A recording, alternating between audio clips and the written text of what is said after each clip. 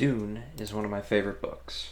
It tells the story of scheming political factions bargaining over an immense source of power and their eventual overthrow by those they oppress.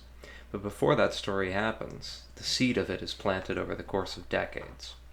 The Fremen are the native inhabitants of Arrakis, one of thousands of branches of a human family tree that has long since forgotten the time it was contained on one planet. Their strong religious belief has been hardened and molded over countless generations by the incredible harshness of their desert home. But when the outsider, Pardot Kynes, arrives, his single-minded desire to bend the planet itself to his will infects the Fremen with purpose. He transforms the zealots of religion into zealots of ecology. By the time the story proper begins, the Fremen have gone from barely surviving to mobilizing the resources of their home planet. And when the outworlder Paul Atreides arrives with his own motives, he leads them down the path that ends in their conquest not only of their home planet, but the entirety of the known universe. This is Appendix 1 of DUNE. The effect of Arrakis on the mind of the newcomer usually is that of overpowering barren land. The stranger might think nothing could live or grow in the open here, that this was the true wasteland that had never been fertile and never would be. To Pardot Kynes, the planet was merely an expression of energy, a machine being driven by its sun. What it needed was reshaping to fit it to man's needs. His mind went directly to the free-moving human population, the Fremen. What a challenge, what a tool they could be. Fremen, an ecological and geological force of almost unlimited potential. A direct and simple man in many ways, Pardot Kynes. One must evade Harkonnen restrictions? Excellent, then one marries a Fremen woman. When she gives you a Fremen son, you begin with him, with Liet Kynes, and the other children, teaching them ecological literacy, creating a new language with symbols that arm the mind to manipulate an entire landscape, its climate, seasonal limits, and finally to break through all ideas of force into the dazzling awareness of order. There's an internally recognized beauty of motion and balance on any man-healthy planet, Kynes said. You see in this beauty a dynamic stabilizing effect essential to all life. Its aim is simple, to maintain and produce coordinated patterns of greater and greater diversity. Life improves the closed system's capacity to sustain life. Life, all life, is in the service of life. Necessary nutrients are made available to life, by life, in greater and greater richness as the diversity of life increases. The entire landscape comes alive, filled with relationships, and relationships within relationships. This was Pardot Kynes, lecturing to his Siege-Warren class. Before the lectures, though, he had to convince the Fremen. To understand how this came about, you must first understand the enormous single-mindedness, the innocence with which he approached any problem. He was not naive, he merely permitted himself no distractions. He was exploring the Arrakis landscape in a one-man ground car one hot afternoon when he stumbled onto a deplorably common scene. 6 Harkonnen bravos, shielded and fully armed, had trapped 3 Fremen youths in the open behind the shield wall near the village of Windsack. To Kynes it was a ding-dong battle, more slapstick than real, until he focused on the fact that the Harkonnens intended to kill the Fremen. By that time, one of the youths was down with a severed artery.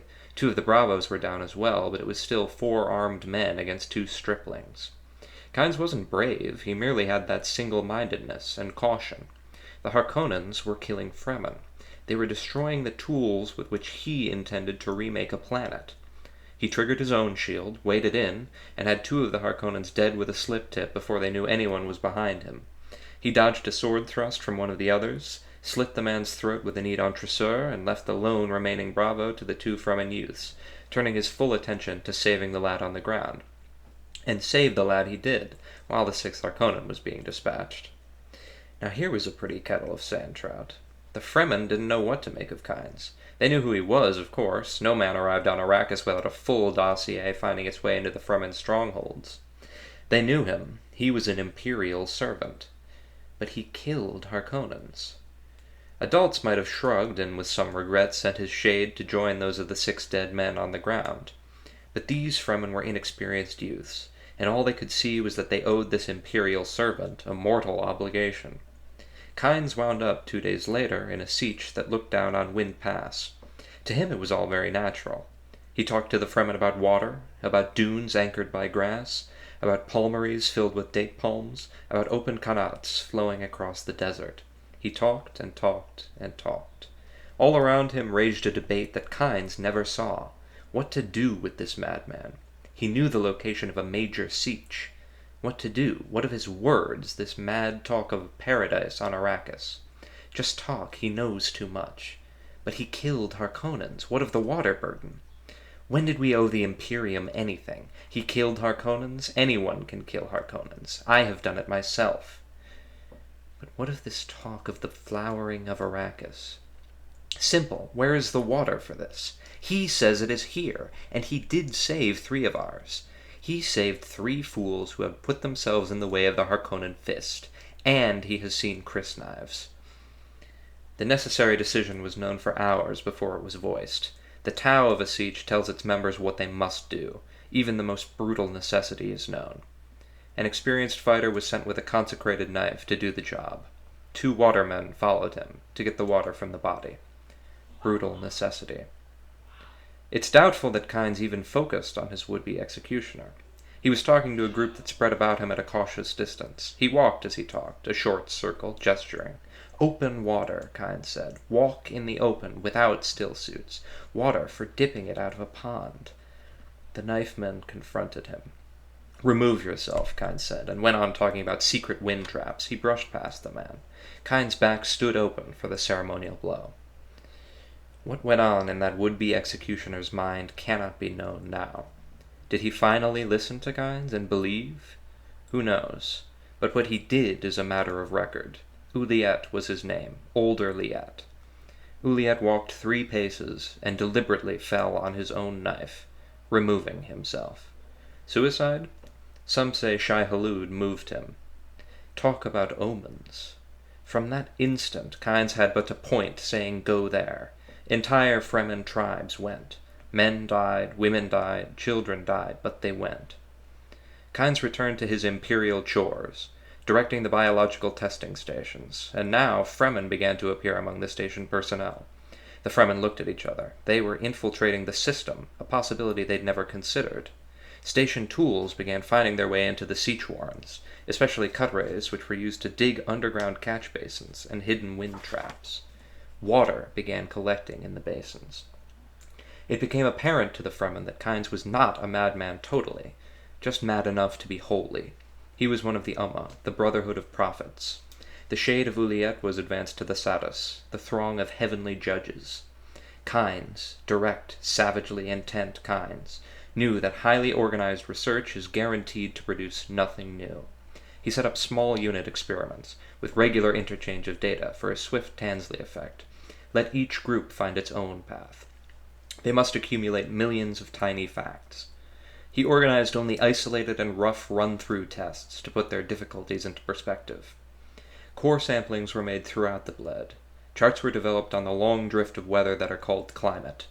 He found that in the wide belt contained by the 70-degree lines, north and south, temperatures for thousands of years hadn't gone outside the 254 to 332 degrees absolute range, and that this belt had long growing seasons, where temperatures raised from 284 to 302 degrees absolute, the bonanza range for terraform life, once they solved the water problem.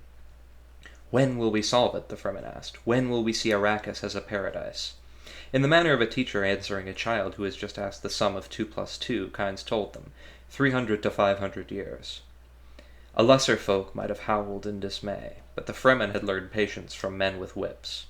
It was a bit longer than they had anticipated, but they could all see the blessed day was coming. They tightened their sashes and went back to work. Somehow the disappointment made the prospect of paradise more real. The concern on Arrakis was not with water, but with moisture. Pets were almost unknown, stock animals rare. Some smugglers employed the domesticated desert ass, the kulan, but the water price was high even when the beasts were fitted with modified stillsuits. Kynes thought of installing reduction plants to recover water from the hydrogen and oxygen locked in native rock, but the energy cost factor was far too high. The polar caps, disregarding the false sense of water security they gave the pions, held far too small an amount for his project, and he already suspected where the water had to be.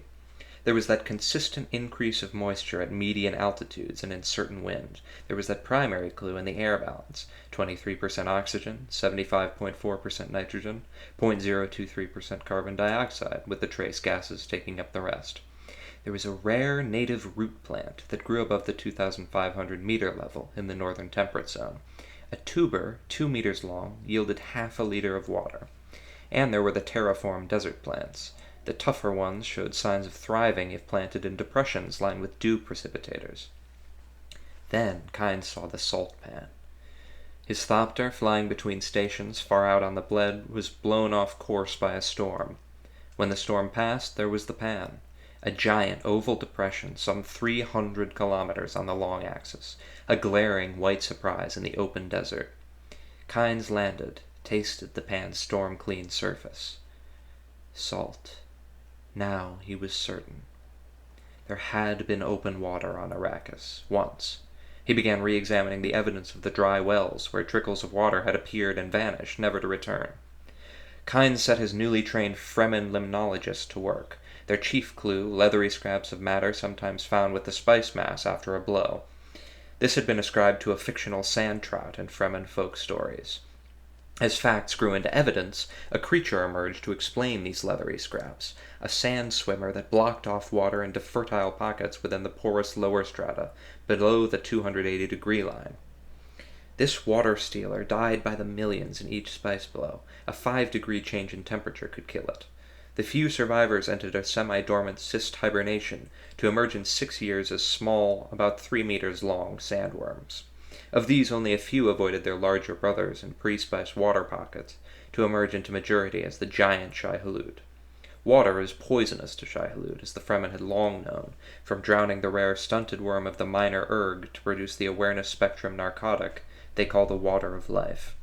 The stunted worm is a primitive form of Shai-Hulud that reaches a length of only about 9 meters.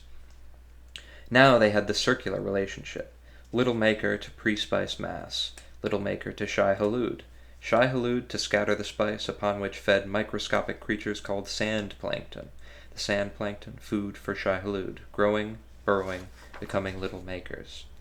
Kynes and his people turned their attention from these great relationships and focused now on microecology. First, the climate. The sand surface often reached temperatures of 344 to 350 degrees absolute. A foot below ground it might be 55 degrees cooler, a foot above ground 25 degrees cooler.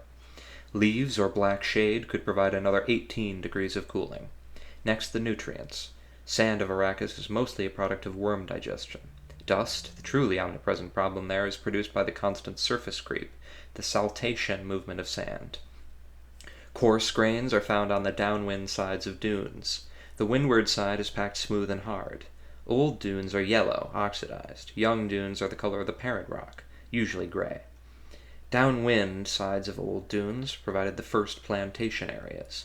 The Fremen aimed first for a cycle of poverty grass with peat-like hair cilia to intertwine, mat, and fix the dunes by depriving the wind of its big weapon: movable grains.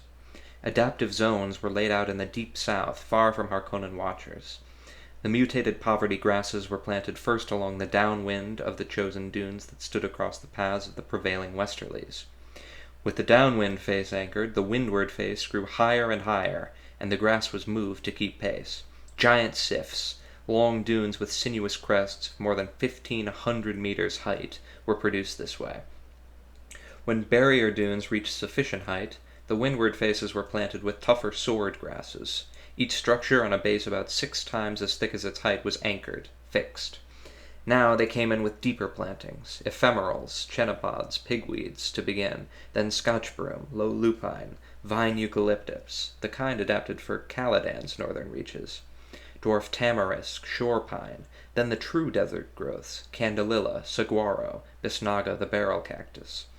Where it would grow, they introduced camel sage, onion grass, goby feathergrass, wild alfalfa, burrow bush, sand verbena, evening primrose, incense bush, smoke tree, creosote bush.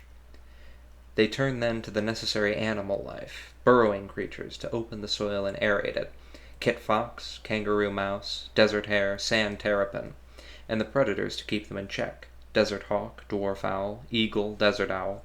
Insects to fill the niches these couldn't reach: scorpion, centipede, trapdoor spider, the biting wasp, and the wormfly, and the desert bat to keep watch on these. Now came the crucial test: date palms, cotton, melons, coffee, medicinals, more than 200 selected food plant types to test and adapt. The thing the ecologically illiterate don't realize about an ecosystem, Kynes said, is that it's a system. A system. A system maintains a certain fluid stability that can be destroyed by a misstep in just one niche. A system has order, a flowing from point to point. If something dams that flow, order collapses. The untrained might miss that collapse until it was too late. That's why the highest function of ecology is the understanding of consequences. Had they achieved a system? Kynes and his people watched and waited. The Fremen now knew what he meant by an open-end prediction to 500 years. A report came up from the Palmaries. At the desert edge of the plantings, the sand plankton is being poisoned through interaction with the new forms of life. The reason? Protein incompatibility. Poisonous water was forming there, which the Arrakis life would not touch. A barren zone surrounding the plantings, and even Shai-Hulud would not invade it.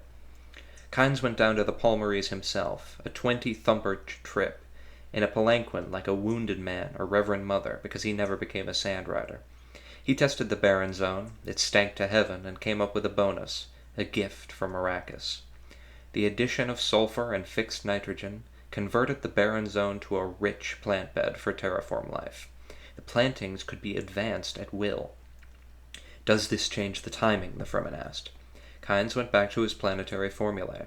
Wind trap figures were fairly secure by then. He was generous with his allowances, knowing he couldn't draw neat lines around ecological problems. A certain amount of plant cover had to be set aside to hold dunes in place, a certain amount for foodstuffs, human and animal, a certain amount to lock moisture in root systems, and to feed water out into surrounding parched areas. They'd mapped the roving cold spots on the open bled by this time. These had to be figured into the formula.